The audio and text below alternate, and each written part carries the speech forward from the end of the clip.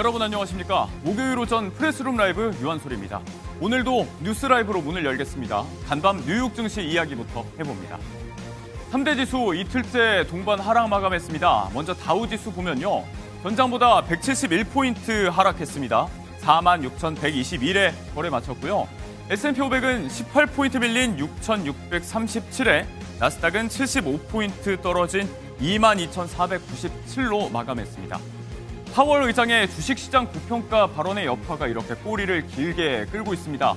엔비디아의 오픈 AI 투자 소식도 마찬가지입니다. 1억 달러 투자가 실은 순환 출자 구조다. 과거 닷컴 버블 시기와 마찬가지로 AI 거품이 붕괴된다는 신호 아닌가 의구심이 여전합니다. 국내 증시는 이 3,500선 앞에서 숨고르기를 이어가고 있습니다. 하락 출발 후 보합세가 이어지는 코스피입니다. 최신 기준 3,471을 그대로 나타내고 있습니다. 증시 버블 우려에 1,400원을 웃도는 환율도 영향을 미치고 있습니다. 같은 시각 코스닥은 1포인트 떨어진 859 현재 기록 중입니다. 0.9%. IMF의 올해 우리나라 경제 성장률 전망치입니다. 2달 전보다 그래도 0.1%포인트 올랐습니다. 확장 재정 기조에 점차 회복된 국내 수요, 수출 감소 속에서도 견조한 대외 반도체 수요 등에 주목했는데요. 내년 성장률은 여기에 2배인 1.8%, 조금 더 긍정적으로 전망했습니다. OECD 역시 올해 2배 이상인 2.2% 전망을 내놨는데요. 주요국 성장세가 둔화하는 와중에 우리 경제 회복세는 유지될 거다. 전망대로 될 수 있을까요? 과제도 있습니다. 단기 확장 재정의 효과를 보고 나선 재정 건전화 노력이 재개돼야 한다는 지적입니다. 고령화, 장기 지출 압력이 계속될 거란 거죠. 여기에 생산성 향상, 인구 감소 대응, 자본 분배 개선 등 이런 구조 개혁이 있어야지 3% 성장 목표를 이룰 수 있다. IMF는 이렇게 내다봤습니다. 반가운 소식은 출생아 수가 13개월째 증가했다는 점이죠. 7월에도 이렇게 2만 명 넘게 태어났습니다. 1월부터 7월까지로 보면 작년보다 7.2% 늘어서 통계 작성 이래 최대였다고 하는데요. 그런데 이마저도 수도권 쏠림 현상이 심각했습니다. 서울, 인천 등 수도권은 평균보다 이렇게 가팔랐고요. 비수도권은 대부분 평균 아래였습니다. 특히 세종, 경북, 제주 등은 1, 2%대에 그쳤고 강원은 아예 감소했는데요. 지역별 젊은 층의 인구 분포 등 구조적인 문제, 지역별로 상이한 출산 지원책 등이 그 원인으로 지적되고 있습니다. 다만 여행지로서는 국내 각 지역이 조금씩 더 각광을 받고 있는 것 같습니다. 조사에 따르면 성인 2명 중 1명이 이번 추석 연휴에 여행을 할 계획이라고 하는데요. 이 중 30.5%가 국내 여행을 떠나겠다고 응답했습니다. 작년 추석 때보다 무려 20%포인트 넘게 올랐고요. 해외여행을 떠나겠다는 16.9%보다도 높았습니다. 앞서 출생아 수 증가폭이 저조했다고 언급을 했죠. 강원, 경상, 제주도가 여행지로는 인기가 높았습니다. 가을이 또 축제의 계절이죠. 곳곳에 지역 축제가 국내 여행객을 부르는 중인데 잠시 후 오늘 머사니에서도 이 이야기 해보도록 하겠습니다. 15년 만에 대대적인 개편. 이 카카오의 변신은 무죄일까요? 이용자들 사이에서 불만이 터져나오고 있습니다. 이미 예고가 있었죠. 이렇게 기존 친구 탭이 프로필 변경 내역, 타임라인 형태 게시물 노출 형식으로 변한 게 가장 눈에 띕니다. 카톡 내에서 숏폼 영상을 바로 볼 수 있게 된 것도 큰 변화인데요. 오히려 메신저 본연의 기능을 못하게 됐다는 지적이 잇따릅니다. 우리는 남의 사생활을 보고 싶은 게 아니고 대화를 하고 싶은 거다. 바뀐 우리 부장님 사진까지 크게 봐야 하나? 불편하다는 반응이 속출하면서 온라인상에는 자동 업데이트 끄는 법, 추가 기능 최대한 끄는 법 등이 공유되고 있습니다. 여기에 정신아 카카오 대표는 몇 달 동안 준비한 변화라면서 당장은 좀 낯설게 느껴질 수 있지만 장기적으로 더 편리하고 자유로운 경험을 제공할 거라고 밝혔습니다. 소비자의 반응과는 다소 온도차가 있죠.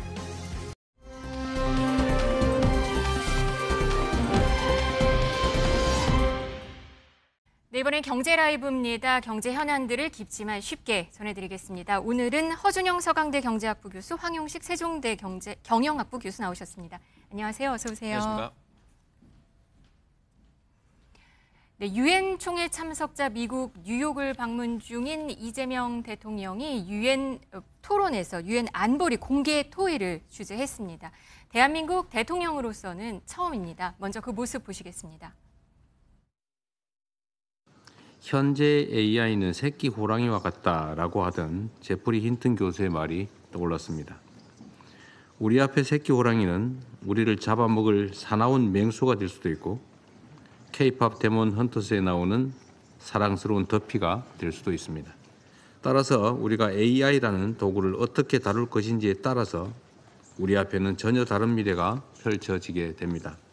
AI가 불러올 문명사적 대전환 앞에서 인류는 오랜 역사 동안 함께 지켜온 보편 가치를 지켜내야 할 중요한 변곡점을 지나고 있습니다. 우리 앞에 주어진 새로운 시대적 사명을 마다하지 맙시다. AI가 가져올 변화를 인류가 재도약할 발판으로 만들어냅시다. 네, 유엔 안보리 공개 토의. 여기 토의 주제는 AI와 국제 평화 안보였는데요. 이재명 대통령은 새끼 호랑이 얘기를 하면서 우리가 AI를 어떻게 다룰지에 따라서 우리의 미래가 완전히 바뀔 수도 있다. 이렇게 말을 했습니다. 어떻게 보셨습니까? 그러니까 AI는 어쨌든 간에 지금 정부가 하려는 역점적인 사업이기도 하고요. 한편으로는 AI가 우리 삶을 편리하게 해주고 생산성도 높여주는 부분도 있지만 허위 정보 확산이나 윤리적 논란 있습니다. 대표적인 예가 하나가 이제 최근에 이스라엘이 하마스와의 전쟁 때 썼던 라벤더라고 하는 AI 시스템인데요. 이건 뭐냐면 향후에 이 하마스의 어떤 군사 첩자나 이런 것들이 될 가능성이 높은 걸 점수화해서 미리 타격을 해버리는 겁니다. 네. 그랬을 때 한 명이 이 하마스 요원을 잡기 위해서 기존에는 한 15명의 민간인이 희생됐는데 최근에는 이것이 20명으로 늘어났다라는 연구 결과도 있습니다. 결국은 한마디로 그 옛날에 스필버그 감독의 영화죠. 마이너리티 리포트처럼 미래의 범죄에 저지를 것을 미리 예단하고 그것을 차단하는 이런 식의 것들을 AI 윤리에 좀 위반되는 것들을 하고 있습니다. 어떻게 보면 AI의 단점, 장점 이런 것들을 우리가 같이 좀 보아가자라는 것 같고요. 네. 한편으로는 유럽 같은 데서는 AI 윤리 규제 좀 많이 하고 있습니다. 반면에 미국에서는 민간 규제 중심으로 가고 있거든요. 네. 국제적으로도 이 규제 자체가 굉장히 평등하지 않습니다. 이런 것들의 글로벌 표준화 이런 것들에 대한 얘기로 보고 있습니다. 네, AI, 안보, 평화, 유엔 정말 다 맞물려서 돌아가는 어떤 미래 사회의 모습인 것 같습니다. 한국이 이 안보리 토의, 공개 토의를 주재한 게 처음이라고 해요. 그렇죠. 예, 이번에 이제 우리나라가 이제 이번에 안보리 의장국을 맡았죠. 네. 그렇기 때문에 이제 이러한 아젠다를 제안을 한 것이고 또 어떻게 보면은 대통령이 직접 이런 AI에 대한 어떤 인식이라든지 또 어떤 지식과 이런 것들을 다 정말 모든 주제와 그 거대 이슈를 다 다루셨는데 이게 이제 제가 보기에는 이제 다음 달에 있을 이제 에이펙 정상회담의 어떤 예열이라고 볼 수 있습니다. 우리나라가 이제 이 에이펙 AI 이니시티브라고 네. 해가지고 하나의 어떤 그 선언을 채택할 것 같은데 그때 이제 에이펙 정상회의에서요, 정상회담에서요. 다음 달에. 네, 네네. 그래서 그럴 예상이 되기 때문에 이거에 대한 어떤 사전적인 어떤 예열을 한 것으로 보이고 또 한국이 이런 AI와 관련된 아젠다에 어떤 주도권을 갖고 있다. 그래서 직접 말씀하신 게 이제 글로벌 책임 강국이다라고 얘기한 부분이 좀 주목을 끌었습니다. 네. 그리고 밤사이 이 대통령은 스콧 베선트 미국 재무장관을 만나서 한미 관세 협상 후속 이야기를 나눴다고 전해지고 있습니다. 베선트 장관을 만난 건 지난달 한미 정상회담 이후 한 달 만인데요. 어떤 이야기들이 오갔는지 들어보시겠습니다. 특히 대미 투자 패키지와 관련해서는 상업적 합리성을 바탕으로 한국과 미국 양국의 이익에 부합하는 방향으로 논의가 진전되기를 기대한다고 말씀하셨습니다. 한국은 경제 규모, 외환 시장 및 인프라 등 측면에서도 일본과는 크게 다르다는 점을 설명하시면서 이러한 측면도 고려하여 협상이 잘 이루어지길 바란다고 언급하셨습니다. 트럼프 대통령도 한국이 미국에 있어서 매우 중요하다는 점을 잘 알고 있으며 특히 조선 분야 등에서 한국은 매우 중요한 파트너라는 점을 여러 차례 강조하신 바 있다는 점을 언급하였습니다. 무역 분야에 있어서도 많은 진전이 있는 것으로 알고 있다고 언급하면서 대미 투자 협력 분야에 대해서도 이 대통령님의 말씀을 충분히 경청했고 내부적으로도 충분히 논의하겠다고 답변하였습니다. 네, 한국은 일본과는 다르고 또 합리적, 상업적 합리성이 바탕되어야 한다라고 말을 했습니다. 그러면서 미국 재무장관은 경청했고 내부적으로도 충분히 논의하겠다라고 말을 했습니다. 교수님.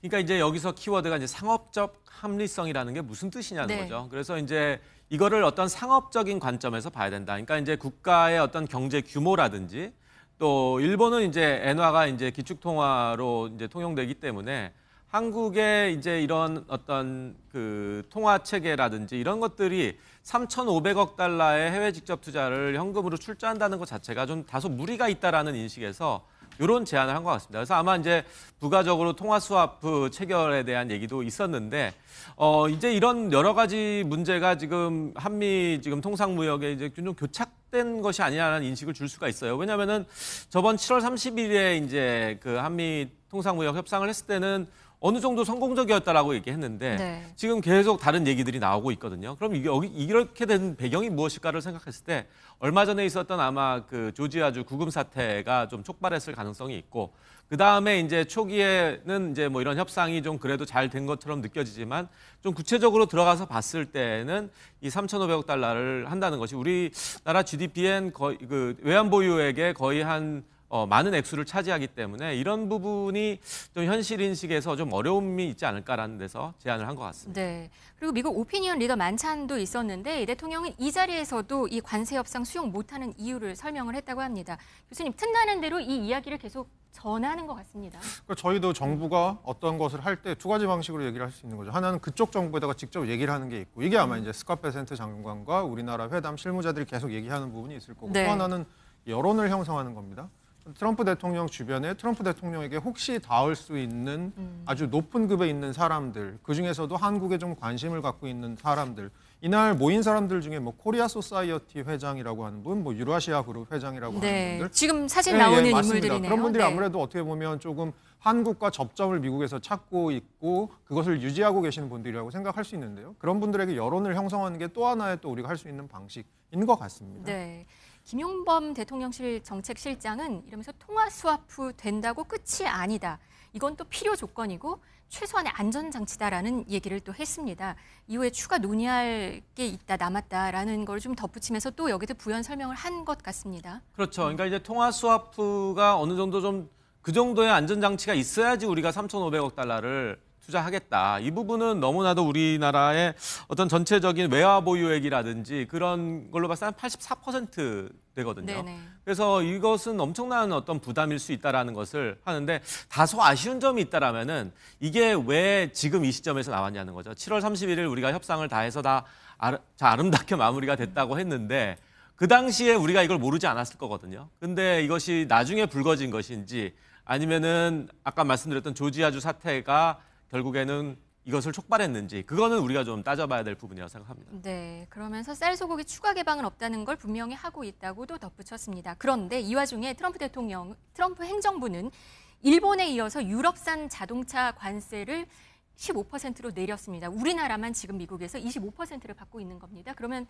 불리해진 거죠. 네, 맞습니다. 그러니까 생각해 보시면 그렇습니다. 미국산 자동차 3개사가 있죠. 큰 회사가 뭐 스텔란티스나 GM 3개사가 있고요. 미국 회사들이고 나머지는 미국 시장에서 누구랑 경쟁을 우리가 하고 있냐 하면 토요타나 닛산, 혼다와 같은 일본 기업이고요. 일본 차. 그리고 네. 폭스바겐과 같은 독일 기업들과 경쟁을 하고 있습니다. 아하. 그렇게 보면 우리가 경쟁을 할 때 일본 기업들의 관세율과 EU에 있는 기업들의 관세율 굉장히 중요합니다. 그런 측면에서 일본은 지금 9월 16일부터 15% 관세 적용받고 있고요. EU는 오늘부터 적용을 받는 게 아니고 8월 1일부터 소급해서 적용을 받습니다. 소급이 됐어요. 예, 소급해서 네. 적용을 받습니다. 그래서 8월 1일 것과는 아마 관세를 그동안 거둔 거 아마 EU한테 돌려줄 것 같습니다. 네. 그렇게 봤을 때는 우리 기업들 지금 조금 어려운 부분 생기는 것 같고요. 뭐 저희가 흔히 많이 듣는 예가 하나 있죠. 원래는 소나타가 동급의 캠리보다 미국 시장에서 조금 쌌었는데 이제는 소나타가 한 대당 한 $1,000 정도 조금 넘게 비싸졌다. 이렇게 봤을 때는 어떻게 보면 우리 그 자동차가 갖고 있는 가격 경쟁력, 물론 품질도 많이 우리나라 자동차가 올라왔습니다만 네. 가격 부분에 있어서의 기존에 가졌던 어떤 장점들 좀 많이 포기해야 되는 상황이 있을 것 같습니다. 실제로 대미 자동차 수출액은 6개월째 지금 줄어들었다고 합니다. 우리나라 자동차 경쟁력은 타격을 받을 수밖에 없는데요. 얼마나 이게 버틸 수가 있을까요? 네, 그래서 이게 지금 전년 동기 대비 아마 한 15.2% 수출액이 감소했고요. 그래서 이게 아마 관세에 영향을 미쳤을 거라 생각합니다.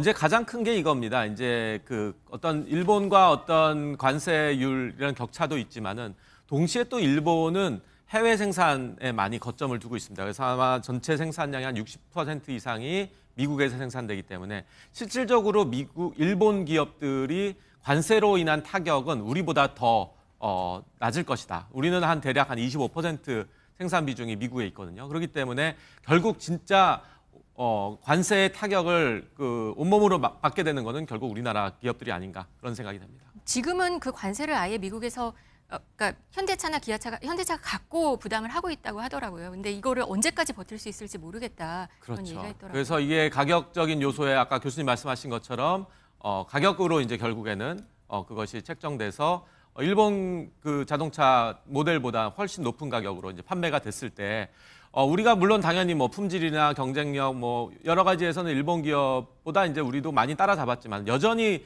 인식을 아까 말씀하신 것처럼 현대차가 여전히 좀 낮은 가격으로 책정되었기 때문에 이 부분이 아마 소비자들이 어떻게 반응을 할지 좀 귀추가 주목되는 부분입니다. 네, 지금 김혜경 여사는 뉴욕 코리아타운을 방문을 했습니다. 지금 미국을 같이 방문 중인데요. 25년 된 반찬 가게에 들렀습니다. 한국 문화를 널리 알려줘서 고맙다라는 말을 전했는데 이 반찬 가게 한인 손님보다 현지 손님이 더 많다고 합니다. 그리고 김밥과 잡채가 인기라고 하는 그런 얘기들이 좀 눈길을 끌었습니다. 아무래도 김밥을 최근에 뭐라고 부르는지 알고 저 깜짝 놀랐는데요. 검은 반도체라고 부르더라고요. 검은 그래서 반도체. 이게 미국에서 너무 잘 팔려서 네. 단순히 반찬 가게에서 파는 김밥도 아마 여긴 뉴욕에서 그럴 겁니다. 뉴욕 32번가에 가면 코리아타운이 있는데 이 코리아타운에는 반찬 가게가 아주 여러 군데가 있고 거의 한국과 다름이 없고 어떤 반찬들은 심지어 한국보다 맛있는 데도 있고 그렇습니다. 네. 그래서 아무래도 선택의 폭이 넓다 보니까 또 당연히 소비자들을 더 자극하는 미국 소비자들을 자극하는 부분이 있을 것 같고요. 최근 들어서는 냉동식품 시장에서도 사실 냉동 김밥 같은 것들이 미국의 뭐 크로거 같은 유통체인, 우리나라로 따지면 큰 그 슈퍼마켓이라고 보시면 됩니다. 그런데 전국에 뭐 체인점이 3,000개 넘게 있는 이런 데 지금 들어가고 납품이 되고 있고 이러고 있습니다. 이렇게 봤을 때는 비단 뉴욕이나 LA처럼 한국 문화가 굉장히 큰 지역뿐만 아니고 지방의 골목골목마다 작은 지역에도 지금 한국의 검은 반도체가 들어가고 있는 상황. 거기다가 잡채도 사실 어떻게 보면 미국 음식 중에 뭘 섞어 먹는 음식이 별로 없거든요. 그렇네요. 그리고 네. 그 섞어 먹는 음식 중에 대부분이 야채로 되어 있습니다. 그러니까 굉장히 건강하다는 느낌을 줄 수 있잖아요. 그리고 잡채는 또 냉동 잡채도 가능합니다. 이것도 역시 지금 유통체인을 통해서 아주 인기를 얻고 있습니다. 네, 김혜경 여사 K푸드, 뭐 K문화 모두 홍보를 하는데 앞장서는 모습입니다. 최근 요리를 시연하기도 했고요.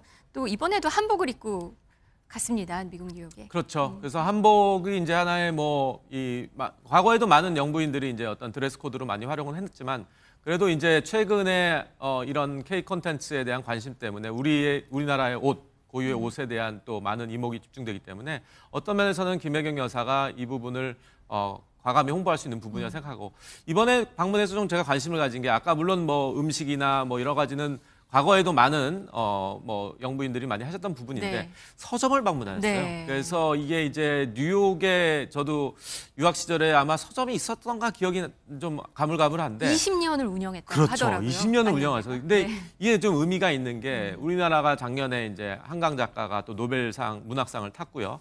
그래서 결국에는 이런 K 콘텐츠의 또 중심에 한국 문학이 있다라는 걸 알리기 위한 또 좋은 계기여서 이번 방문이 저는 매우 의미 있었다고 저는 생각합니다. 요새 이 서점 주인께서 말씀하신 게 한글 익히기 책이 인기라고 해요. 그러니까 한류, 그러니까 K-팝, 뭐 K-컬처, K-문화, K-음식 이런 거였는데 이제 한글까지 보는 사람들이 있다는 얘기입니다. 그렇죠. 우리가 영어 열심히 배우듯이 이제 외국인들도 우리말을 배우고 또 우리말에는 이제 한글이라는 게 있지 않습니까? 매우 과학적이고 또 체계적이고 또 배우기가 또 쉽고 그래서 아마 이런 것들을 가르칠 수 있는 게 이제 그 문화원 중심이었다면은 실제로 소비자들이 책을 구매할 수 있는 서점이 있다라는 것이 그래서 제가 이런 이제 그 32번가라든지 이런 뉴욕 중심에 있는 한인타운에 이런 서점들이 좀 많이 생겨났으면 어떨까라는 바람이 있습니다. 알겠습니다.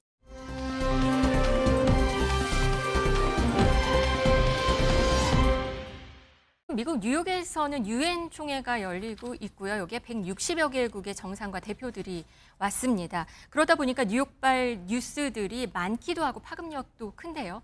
중국이 한 소식을 전했습니다. 중국이 개발도상국 특혜를 포기하기로 했다고 합니다.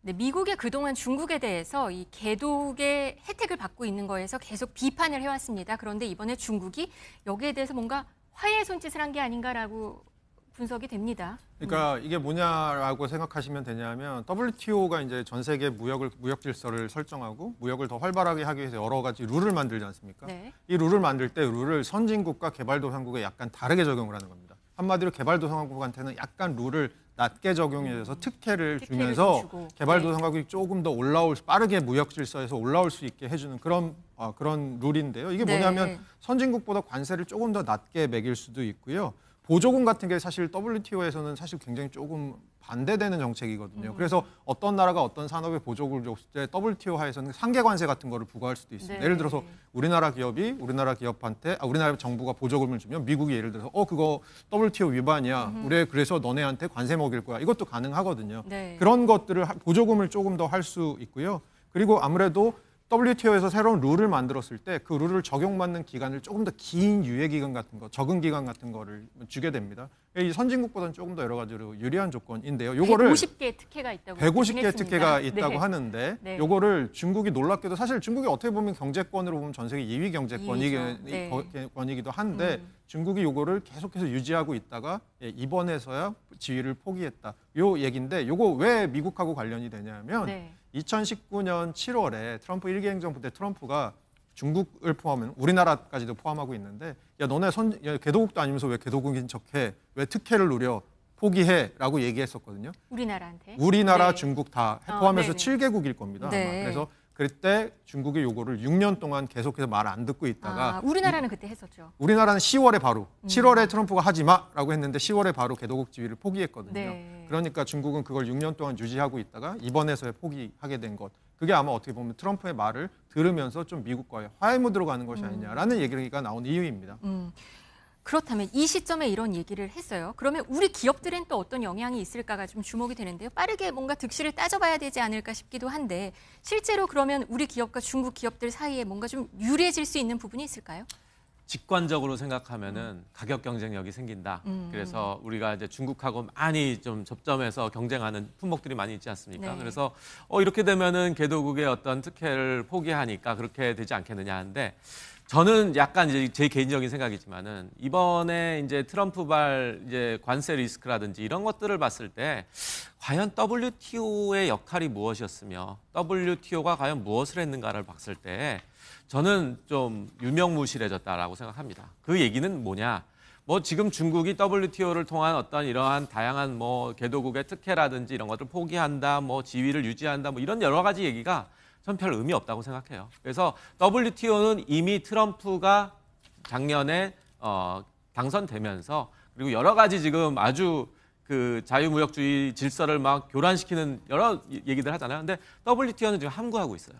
이거를 적극적으로 개입해야 되는데 네. 그렇기 때문에 저는 이것이 과연 얼마나 우리 어떤 이런 가격 경쟁력이나 이런 여러 가지 요소에서 역할을 할 수 있을지에 대해서는 매우 의구심이 든다라는 제 개인적인 소견을 밝힙니다. 네, 알겠습니다.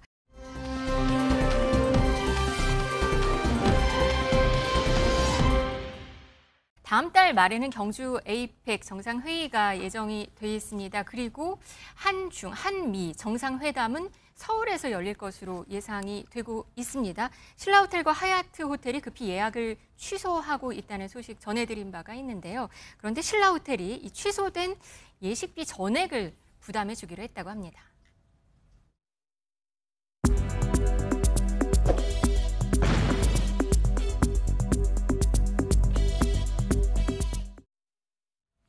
네, 신라호텔에서 예식을 결혼식 같은 걸 잡아놓은 예비 신부 신랑 있으면 좀 불편해 난감했을 것 같아요. 근데 결국에는 전액을 다 지원해 주기로 했다고 전해집니다. 네, 그래서 이게 아마 보도됐을 초기에만 해도 이제 뭐 비난의 목소리들이 좀 있었죠. 신라호텔 측이 어떻게 한 거냐 그랬는데 이제 지금 다 조치를 취한 걸로 해서 전액 보상해 주는 걸로 얘기가 됐기 때문에 훈훈하게 마무리가 됐지만은 이런 것들이 이제 저희가 이게 알게 된 거죠. 이 국가적 행사가 있을 때 어떤 개인의 행사를 했을 때 이것이 어떻게 침해될 수 있느냐 아니냐 이런 논란이 될 수 있었기 때문에 네. 신라호텔이 이렇게 마무리를 잘 안 해줬으면은 이것의 논란은 계속되지 않았을까라는 그런 생각을 해봅니다. 금액이 2억 원까지 된다고 해요. 신라호텔 결혼식 비용이. 이걸 다 그냥 전액 부담해 주기로 했나 봐요. 그렇죠. 다른 일정으로 이제 잡고 그다음에 이것을 다시 이제 뭐 무상으로 하든 뭐 보전해 주든 어떤 방식으로 할지는 뭐 구체적으로 우리가 봐야 되겠지만 일단은 신라호텔이 이 부분을 좀 책임을 지겠다라는 책임지는 모습을 보여줬다고 볼 수 있겠습니다. 네, 이부진 호텔 신라 사장 이런 결정에 대해서 뭐 긍정적인 반응이 나오기는 합니다. 그러고 보면은 이 사장 이런 면모는 과거에도 좀 화제됐던 적이 있었던 것 같습니까? 그러니까 이부진 호텔 신라 대표 이사인데요. 보면 과거에 한 2번 정도 미담이 있더라고요. 2014년에 신라 호텔을 어떤 기사분이 80대 기사분이 뭐 실수로 회전문을 들이받으신 거예요. 그래서 맞아, 그때 꽤 깨졌어요. 많은 맞아요. 수리비가 네. 나왔는데 그걸 받지 않고 이부진 회장이 받지 않았다고 그냥 해서 미담 한번 나온 적이 있고요. 24년에는 제주도에 한번 결항이 심하게 된 적이 있습니다. 눈이 심하게 와서 그래서 눈이 와서 비행기를 못 타고 공항에 발이 묶인 이런 투숙객들한테 신라스테이 제주가 무료 숙박 혜택을 이제 제공을 했다. 이것도 돈을 받지 않고 했다. 뭐 이런 또 미담도 있습니다. 이런 모습은 기업 입장에서는 미리 좀 먼저 선제 조치라고 봐야 되나? 바로바로 액션을 취하는 거는 나쁘지 않은 반응 같습니다. 그렇죠. 이게 더 딜레이가 되고 더 늦어졌으면은 더 문제가 될 수 있었는데 이게 처음부터 이렇게 원활했던 것 같진 않아요. 제가 접했던 뉴스로는 이게 약간 조금 뭐 억울한 측면이 있다라고 얘기가 됐다가 이제 어느 정도 수습이 된 걸로 봐서는 아마 이런 기업들의 입장에서는 이러한 어떤 불확실성, 요즘 뭐 다양한 이슈들이 번지잖아요. 근데 이거는 조기에 진압을 해야 됩니다. 기업 입장에서는 어떤 요즘 사회적 책임이라든지 또 ESG에서 여러 가지 얘기하는 게 있거든요. 근데 소비자들의 불만을 최소화하고 소비자들이 억울한 어떤 사정이 있을 때에는 또 이런 통 큰 결정을 한 것이 매우 의미 있었다라고 생각합니다. 국가 행사 때문이라고 신라호텔은 밝히고 있습니다. 그래서 아마 한중, 한미 아니면 미중 정상회담도 예상이 되지 않을까 생각이 드는데요. 실제로 그랜드 하얏트 호텔도 지금 신규 예약을 받지 않는다는 얘기가 있어요. 네, 맞습니다. 지금 그러니까 미국하고 중국이 선호하는 호텔이 다르다라는 겁니다. 그래서 미국 같은 경우는 하얏트를 선호를 하고요.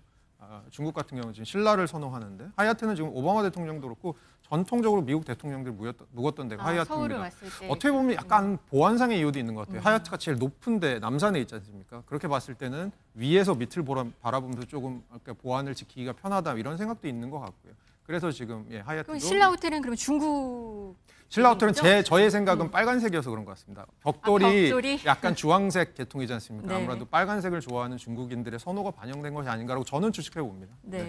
호텔 신라 잠깐 얘기해 보면 최근에 면세 사업이 좀 부진했는데 뭔가 이렇게 많이 펼쳐 나가는 느낌이에요. 그렇죠. 그래서 아마 그 신라 호텔의 그 안에 이제 보면은 여러 그 안에 서브 브랜드가 있습니다. 그래서 신라 스테이, 그다음에 신라 모노그램, 약간 비즈니스 호텔 성향이 있는데 이게 이제 뭐 위탁 운영 방식으로 한다고 합니다. 이제 호텔 업계에서는 많이 알려진 방식인데요. 이게 실제로 토지와 건물을 소유하지 않고 그냥 운영권만 갖고 이제 하는 부분이거든요. 그래서 많은 호텔들이 이 부분에 수익성을 내고 있고 실제로 신라스테이가 이렇게 해서 2분기 관련 매출이 전년 대비 7% 증가했습니다. 그래서 아마 효자 노릇을 하고 있어서 신라스테이는 이제 글로벌 어떤 브랜드로서 계속 그 확장해 나갈 것 같아요. 그래서 중국에도 진출하고 뭐 MOU를 맺는 등 다양한 어떤 확장을 해 나가고 있어서 아마 제가 보기엔 그래요. 우리나라가 이제 여러 가지 뭐 산업 요소에서 발달하고 있고 발전하고 있지만은 이 호텔 서비스 레저 이쪽에서는 다소 좀 어떤 브랜드들이 좀 취약하거든요. 네. 이런 쪽에서 좀 역할과 견인을 할 수 있는 게 바로 신라가 아닐까. 그래서 이 신라 브랜드들의 앞으로 글로벌 확장세가 좀 기대가 되는 부분입니다. 지켜봐야겠습니다.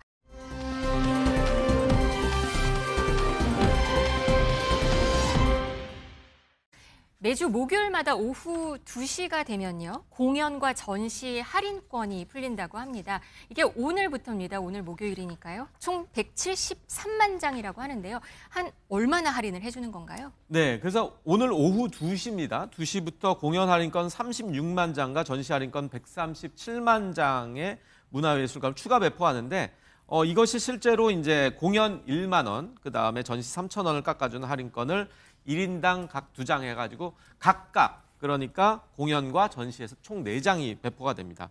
비수도권은 더 할인폭이 커서 공연이 1만 5천 원, 전시 5천 원 할인을 하는 그러한 할인 행사입니다. 네.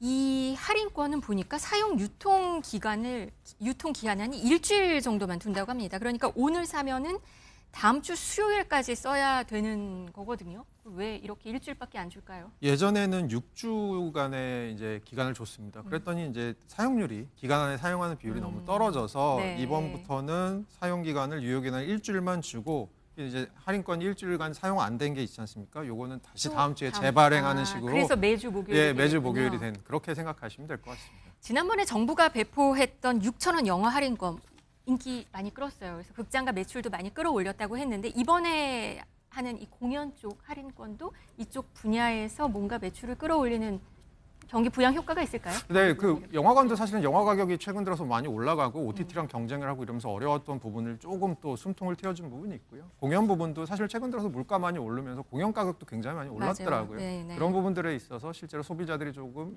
여유롭게 부담 없이 공연을 누릴 수 있는 부분, 그렇게 해주는 부분이 아마 또 인기의 요인이 되지 않을까 싶습니다. 네, 각 공연은 10,000원, 그리고 전시는 3,000원씩 깎아주는 할인권입니다. 각각 매주 1인당 이 2장씩이 발급이 되는데요.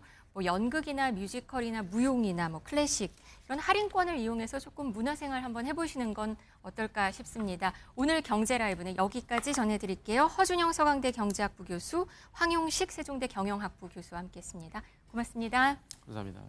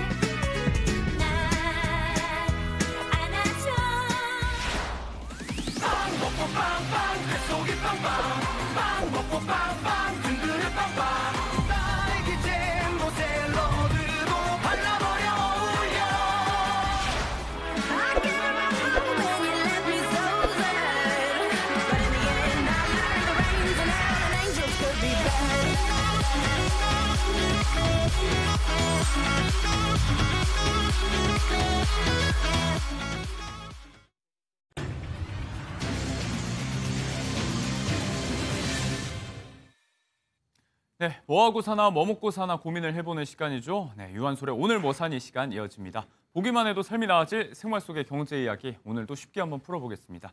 자, 사회 다양한 트렌드를 읽어주실 분이죠. YG경제연구소 차영주 소장님 모시고 함께합니다. 어서 오세요. 안녕하십니까? 네, 오늘은 일타수강생 없이 네. 저희끼리 좀 오붓하게 좀 둘이 해보시죠. 예, 알겠습니다. 자, 바야흐로 축제의 계절입니다. 가을이죠. 그래서 이제 지역별로 특산물도 내세우고 지역의 특색을 뽐낼 수 있는 여러 이색 축제들을 앞다퉈 선보이고 또 개최하고 있습니다.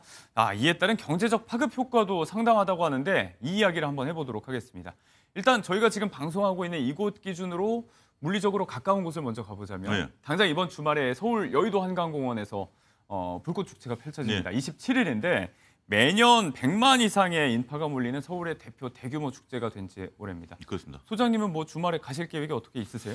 저는 몇 차례 시도를 좀 했었다가 네. 사람이 너무 많이 인파가 몰린다라는 네. 것도 있고 여의도 사는 지인들이 그쪽들은 좀 불편해하시더라고요. 아무래도 이제 그런 부분들이 있기 때문에 워낙에 인파가 많이 예, 몰리니까. 많이 몰리는 거고 저는 우연치 않게 올림픽대로에서 차에 한번 갇혀가지고 그거를 좀 본 적이 있어요. 보시려고 한 게 아니고 차가 막혀서 갑자기 차가 막히는데 뻥뻥뻥 터지는데 앞차는 안 가고 그래서 우연치 않게 이제 좀 간접 경험을 한 경험이 있는데 네.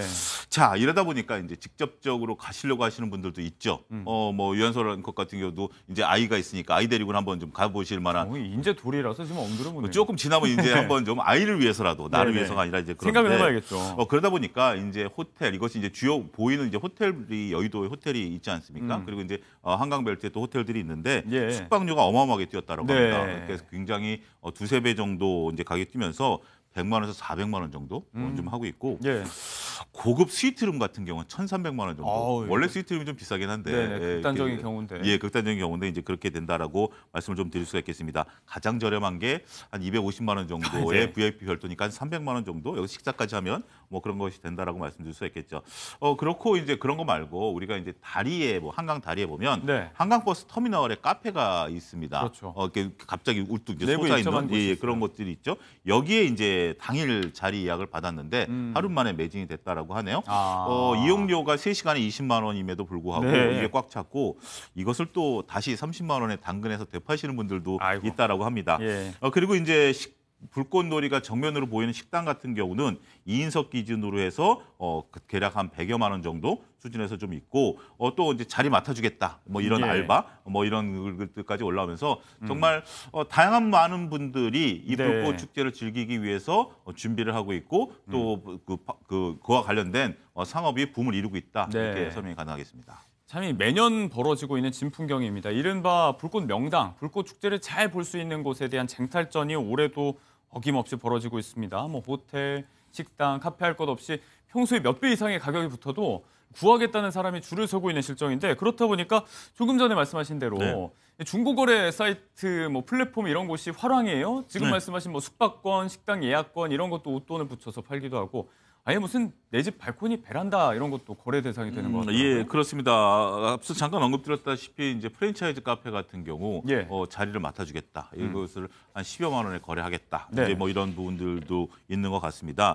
그래서 이제 한 10만 원 정도면 글쎄요. 뭐 경우에 따라 다르긴 하겠습니다만 예. 젊은 연인들이 데이트하기 위해서는 한번 조금 그런 자리를 좀 맡는 것도 나쁘다라고 표현할까요? 뭐 아까 부담- 호텔 뭐 뭐 수백만 원이라 그랬으니까 이 경우가 뭐 이건 뭐 조금, 선호에 따라 좀 다를 수 소위 있다라고 가성비는 좀 말씀드릴 수 있다고 볼수 있겠습니다. 있겠어요. 또 그리고 명당 주차장 10시간 주차권 차 안에서 직접 보는 겁니다. 아까 카페까지 이제 갈 게 아니라. 말씀하신 대로 차 안에서. 차 안에서 저는 이제 올림픽대로에서 갇혀서 본 건데 네네네. 이거는 불꽃놀이가 보이는 주차장에서 내 차 안에서 우리가 어떻게 보면 영화관 그런 거 있지 않습니까? 자동차 극장 같은 거네요. 자동차 극장 같은 개념이겠죠. 내 차에서 편안하게 예. 조금 누워서 볼 수 있는 그런 부분들이다라고 좀 말씀을 드릴 수가 있겠습니다.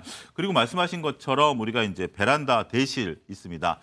불꽃놀이가 보이는 아파트들이 많은데요. 예. 여기서 이제 어떤 한 작성자가 여기 플랫폼에다 올렸어요. 4명이 충분히 볼 수 있는 네. 베란다고 좋다. 가격이 좀 세네요. 2인 기준으로 48만 원이니까 아이고, 네. 상당히 좀 세긴 하지만 나름대로 이런 것도 하나의 부분. 이 글이 올라온 지도 저도 몇 년 된 것 같아요. 많이 이제 네, 옛날부터 맞아요. 비슷한 부분들도 네. 있고 또 그 일반적인 한강공원에서도 볼 수 있는 건데 네. 한강공원 명당 자리, 좋은 자리는 일찌감치 선점을 하게 되지 않습니까? 노숙대행 알바까지 드러났다라고 합니다. 전날부터 줄 예, 서주는 전날부터 거예요? 이제 돗자리를 깔고 내가 앉아 아이고. 있다가 당신이 오면 내가 비켜주겠다. 네. 대략 한 15만 원, 18만 원 정도 일당을 좀 달라라고 얘기하는 건데 이 또한 어떻게 보면 수요가 있기 때문에 그렇죠. 공급이 있는 거 아니겠나 이렇게 네. 설명을 드릴 수가 있겠죠. 말씀대로 이제 그만큼 좀 장관이 펼쳐지는 그 축제를 가까이서 즐기고 싶어하는 수요가 크다는 얘기겠죠. 뭐 100만 명 중에 일부라고 해도 뭐 어마어마할 테니까요. 어마어마한 숫자죠. 예. 네. 이렇다 보니까 이제 이 불꽃 명당들을 한강변에 입주한 기업들, 회사들이 있잖아요. 이 불꽃 명당 자리를 직원복지 차원에서 활용하는 경우도 생겨나고 있다고 하는데요. 한강에서 가장 오래된 그 대기업 사옥이다라고 하면 LG전자 사옥을 볼 수 있겠죠. 쌍둥이 빌딩. 소위 쌍둥이 네. 빌딩이라고 불리는. 지금은 이제 그 뒤로도 수많은 빌딩들이 있기 때문에 그렇죠. 각각의 자리가 있긴 하겠습니다만 이러한 LG전자에서 사옥 고층부가 불꽃 축제가 보이는 명당이다 보니까 네. 아무래도 자사 임직원들을 250팀을 초청을 하는 이벤트를 이번에 한다라고 합니다. 예. 그러니까 250명을 추천하는데 총 80팀입니다. 그러니까 임직원들은 이제 원래 볼 수 있는 거고 여기에 가족 지인들을 가족 지인들을 거예요. 이제 네. 하는 건데 대략 한 2천여 명의 임직원이 참여를 해서 25대 1의 정말 불꽃 경쟁이 예. 펼쳐졌습니다. 사내 게시판에 아이에게 내가 경험을 좀 해주고 싶다. 그다음에 결혼기념일을 축하하고 싶다. 뭐 이런 얘기들이 나오면서 네. 여러 가지 이제 추억을 쌓을 수 있는 또 뭐 임직원들 입장에서 보면 내가 다니는 회사에서 내 가족들을 초청하거나 나의 애인을 초청하거나 예. 지인을 초청하는 것에 대해서도 상당히 좀 자부심을 느낄 수 있는 부분들 애사심으로 아니겠습니까? 여길 수 있죠. 예, 그런 부분들이 있기 때문에 특히 이제 MZ 세대를 잡을 수 있는 회사 차원에서는 어떻게 보면 돈 안 들이고 할 수 있는 복지잖아요. 그렇죠. 굉장히 좋은 차원의 복지이기 때문에 이런 것들을 통해서 우리 회사의 글로벌 위상 이런 부분들이 있고 제가 알기로는 한화그룹도 이런 것들을 좀 하는 것 같아요. 네. 어차피 우리가 불꽃 축제에서 주요 사용하는 것이 이제 한화 그러니까 네. 한화그룹 내에서도 자신들의 그 63 빌딩에다가 주요 명당 자리에다가 여기는 임직원이 아니라 네. 주로 이제 거래선들을 이제 초청을 해서 네. 거래선들에게 어떻게 보면 이제 그 접대 차원에서 네. 이런 것들을 한다라는 것도 작년 기사에서 한번 본 기억이 난다라고 말씀드릴 수 있겠습니다. 63빌딩에서 보면 잘 보이겠네요. 네. 그리고 또 이번에 가장 발등에 불이 떨어진 곳 중에 하나죠. 이제 물이 가장 크게 들어오기 때문에 네. 물을 열심히 져야 하는 곳이라고 하면 바로 이제 한강 인근에 있는 편의점들이 될 것 같습니다. 평소보다 이제 100만 명의 인파가 몰린다는 건 네. 객수가 거의 평소의 100배 정도가 된다고 하더라고요. 그렇습니다. 네. 이거 어마어마한 수치가 좀 된다라고 하는 건데 몇몇 이제 우리가 이제 편의점들을 좀 보죠. CU 같은 경우 편의점이 한 30여 곳이 있고 예. GS25도 한 10여 곳, 세븐일레븐도 한 20개 정도 이제 한강에 이제 우리가 편의점들이 있지 않습니까? 네. 여기에 이제 그러다 보니까 이제 간편식이라든지 아니면 뭐 핫팩 같은 방한용품 아무래도 좀 강바람이니까 좀 네, 추울 저녁 수도 되면 있겠죠. 쌀쌀할 수 있죠, 예, 이제. 돗자리, 물티슈, 뭐 우리가 이제 휴대전화 보조 배터리 이런 것들이 어마어마하게 팔린다라고 합니다. 네. 특히 이제 불꽃 축제 개막하기 직전이 6시경에 최고조를 달하는데요. 이 말씀하신 것처럼 이제 CU 같은 경우는 일주일 전 대비해서 100배라고 합니다. 예. 어마어마하게 이제 바코드를 찍어내야 되겠죠. 이제 일하시는 분들이 이렇게 되는 부분들이 있다라고 말씀드릴 수 있겠고 다른 뭐 편의점들도 마찬가지입니다. GS25 같은 경우 불꽃 축제가 있었을 때 3시간 동안 1,500만 원 매출이 일어났다고 어우, 합니다. 예. 근데 우리 편의점에 가보면 도대체 뭘 사야 1,500만 원이 나오냐라고 하면 어마어마하게 계산을 해야 된다라고 그렇죠. 좀 말씀드릴 수가 있겠죠. 네. 세븐일레븐 같은 경우는 여기서 이제 외국 분들을 위해서 우리가 캐더헌에 대한 캐릭터가 있는 이런 K-pop 데몬 예, 헌터스. 이것에 대한 이제 상품들을 좀 많이 나타냈는데 예. 이러다 보니까 3시간 동안 1,500만 원 매출을 하려면 알바생들을 얼마를 고용해야 될까요? 이러다 보니까 이것도 어떻게 보면 고용 유발 효과가 나타난다라고 보기 그렇겠네요. 때문에 임시 인력 고용이라든지 식음료, 숙박업에 대한 전체적인 매출 증가가 대략 한 300억 정도 일어나는 효과가 축제에서 나타났다라고 현재로서는 보고 있는 상황입니다. 네, 이제 뭐 세계 3대 불꽃 축제라고 하는 캐나다 몬트리올, 뭐 일본 오마가리, 뭐 호주 시드니 이런 불꽃 축제와 이제 어깨를 좀 나란히 견줄 수 있다. 경제적인 파급 효과에 대해서도 이야기를 해봤습니다. 이제 외국인 관광객도 이 100만 중에 상당수가 있을 거니까 말씀하신 대로 네. 이제 K-pop 데몬 헌터스 관련 상품들을 구비하려는 그 노력이 굉장히 여념이 없다고 하는데 관련해서 이 캐대언의 인기에 힘입어서 또 주목받고 있는 지역 축제가 하나 있어서 가보려고 합니다. 이번에는 경상북도로 가볼 텐데 네. 경북 김천의 김밥 축제가 작년부터도 이미 화제였잖아요. 근데 올해는 캐대언의 열풍까지 좀 더해질 것 같아요. 저도 의외의 그런 건데 요즘 MZ 세대들 같은 경우 이제 말을 줄이면서 사용하지 않습니까?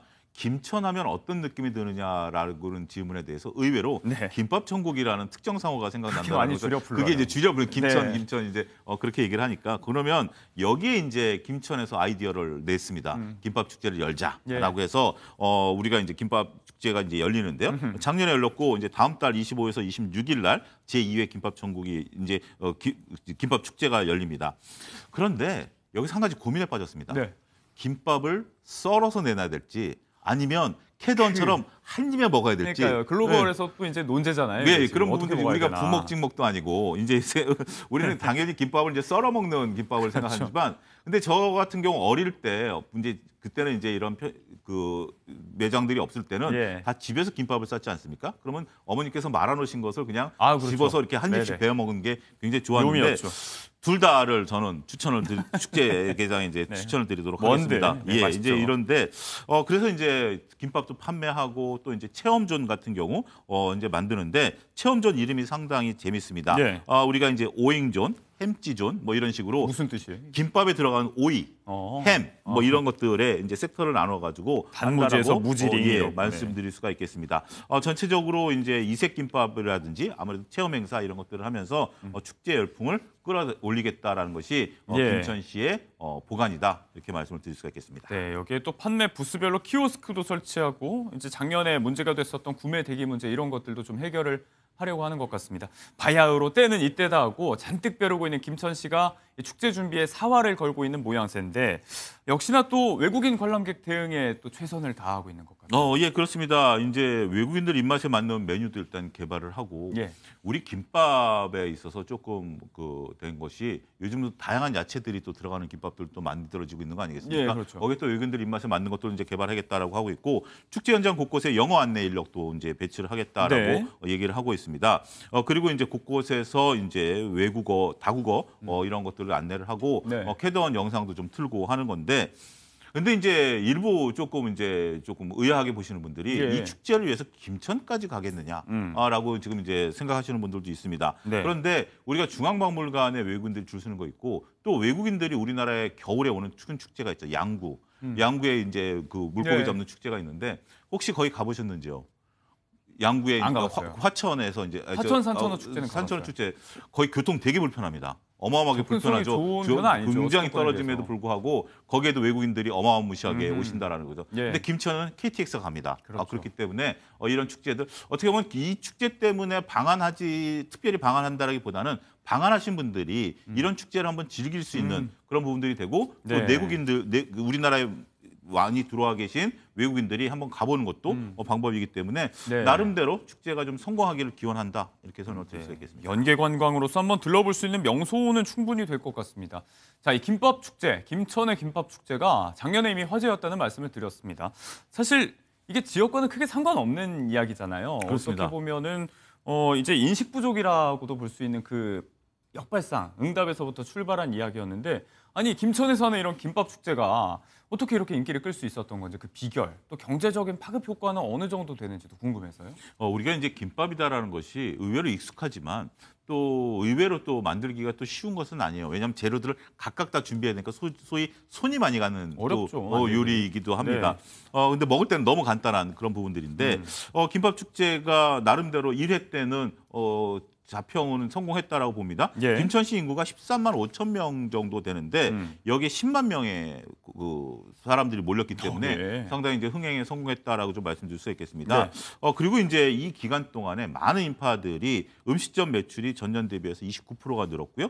농특산물 판매는 93%나 증가했다라고 보면 네. 어쨌든 우리가 축제라는 것이 사람을 거기에 불러들이고 거기에 있는 분들의 매출이 늘어나는 선순환 구조가 잘 이루어지고 있다라고 좀 말씀드릴 수 있겠죠. 예. 또 더군다나 우리가 이제 뭐 특정 잘 안 먹는 거를 하게 되면 조금 거부감이 있을 수 있긴 하겠습니다만 김밥 축제를 뭐 근거리에서 한다. 그러면 뭐 따님 데리고 한번 충분히 그렇죠. 가볼 수도 네. 있고 애기들이 이제 마리는 것도 이제 사진도 찍어주고 체험이 서로 이제 가능하고. 체험 행사 이제 좋다라고 말씀드릴 수 있겠죠. 여기에 우리의 또 노래를 빼놓을 수가 없겠죠. 더 김밥 자두의 김밥. 잘 말하죠. 노래 예, 이 얘기하는 노래도 이분을 초청을 해서 이런 아하. 노래도 불렀다라고 하기 때문에 네. 어찌됐든 보면 우리가 김밥 천국의 줄임말이 김천이다라면 좀 자존심이 상할 수도 있는 거지만 역발상을 축제로 환원시켰다라는 예. 측면에 있어서는 매우 의미가 있다라고 봐야 될 것 같습니다. 네, 지역에 가져오고 있는 이런 파급 효과들, 이 화제를 좀 충분히 이어가고 싶어한다. 또 K-팝 데몬 헌터스의 인기에 힘입어서 김천시가 또 축제 준비에 여념이 없는 이유 중에 하나입니다. 자, 이색 축제의 덕을 보고 있는 지역 하나 더 보자면 이제 빵의 도시이면서 노잼 도시, 이른바 이제 볼거리, 즐길거리가 좀 부족하다는 오명을 갖고 있던 대전광역시 얘기인데 여기도 지금 축제 때문에 이제는 유잼 도시, 잼잼 도시다 뭐 이런 이야기까지 나오고 있는 것 같아요. 우리가 이제 대전하면 어떻게 보면 지금 이제 우리나라의 중심 도시죠. 그렇죠. 이제 세종시 이전만 하더라도 이제 대전이 이제 주요한 건데 대전하면 어떤 이미지가 나오냐면 조금 이렇게 뭐 재밌고 활발한 이미지는 별로 없어요. 그런데 그런 오명이 좀 있었어요. 예, 그런 부분들이 좀 있는데 그런데도 불구하고 대전에 대한 여행이라든지 대전에 대한 노래 이런 추억거리는 상당히 많습니다. 대전 영시축제라는 것이 하는데 예. 우리가 이제 대전 블루스라는 노래가 있습니다. 잘 있거나 나는 간다 뭐 이러면서 이제 시작하는 네. 대전발 영시 50분 한 곡 좀 뽑아주실 줄 알고 기대하고 있습니다. 예, 이제 그런 것들이 있는데 이런 것들의 영감을 이어서 우리가 이제 지난달 8일서부터 16일까지 9일 동안 축제가 열렸습니다. 대전에 네. 과거, 현재, 이제 미래라는 여행에 대한 어떤 컨셉들이 하면서 도시에 대한 어떤 활성화 이런 것들이 있었고 예. 또 밤 12시까지 영시니까 12시까지 축제가 그렇겠네요. 이루어지면서 시민 참여형 야간 문화 행사로 진행이 된 네. 상태고 여기에도 이제 퍼레이드뿐만 아니라 불꽃놀이 이런 것들이 있는 상태고 또 특정 구간에 대해서는 차 없는 거리를 하면서 밤에 사람들이 많이 좀 즐길 수 있는 이런 네. 거리를 만들어냈다라고 합니다. 2023년 첫 해 110만 명이 지나갔고요. 오셨고요. 예. 지난해 200만 명 정도가 오, 이제 왔기 많이 때문에 늘었네요. 외지 관광객들이 한 44% 정도 늘었다라고 보고 경제적 효과는 3,800억 정도라고 하니까 네. 직접 소비가 한 1,000억 정도 이루어졌다라고 해요. 그렇기 때문에 정말 뭐 재미없는 도시에서 이제는 관광 문화의 도시로 탈바꿈하는 중요한 역할을 하고 있다. 이렇게 말씀드릴 수 있겠습니다. 유잼 도시라고 이야기할 만하네요. 이 화재 축제의 중심에는 또 저희가 지난 뉴트로 열풍 때 언급을 했었던 부분이죠. 30여 년 전에 이 엑스포의 마스코트였던 꿈돌이가 또 한 몫을 톡톡히 하고 있다고 해요? 그렇습니다. 이제 외계인 캐릭터를 닮은 이제 꿈돌이 같은 경우, 많이들 기억하시죠? 1993년에 대전 엑스포의 마스코트였습니다. 네. 이런 것들을 다시 이제 외계인 친구 9종을 더해서 13종의 꿈씨 패밀리를 만들었고요. 이런 것들을 통해서 다양한 캐릭터들을 MZ 세대들이 즐길 수 있는 지금 이제 네. 화면에 나오는 꿈돌이라면. 지금 어떻게 보면 저희 93년도에는 좀 이상해 보였어요. 솔직히 제 눈으로 봤을 때 제가 그래요? 젊었을 때인데 저는 아기 때라서 좀 귀여워 보이긴 그런데 했거든요. 지금 보면 상당히 지금 모던한 분위기가 나타난 부분들이다라고 네. 좀 말씀드릴 수 있겠습니다. 저것을 다양한 라면, 굿즈, 체험 콘텐츠까지 마련함으로써 전체적으로 이런 꿈씨 패밀리 굿즈가 160여 종이 되다 보니까 네. 이 매출이 이미 16억을 넘었다라고 하네요. 그래서 이 캐릭터 하나 잘 살린 것만 하더라도 대전시가 톡톡이 좀 전체적으로 그 덕을 보고 있다 이렇게 말씀드릴 수 있겠습니다. 네. 안 그래도 또 이제 얼마 전에 휴가철이어서 지인이 또 대전 여행 다녀온 이야기를 해줬는데 네. 대전 하면 이제 빵 얘기 안 할 수 그렇습니다. 없으니까. 근데 빵지순례라고 하잖아요. 빵집들 투어하는 거 해봤는데 꽤 괜찮았다고 후문을 전해오더라고요.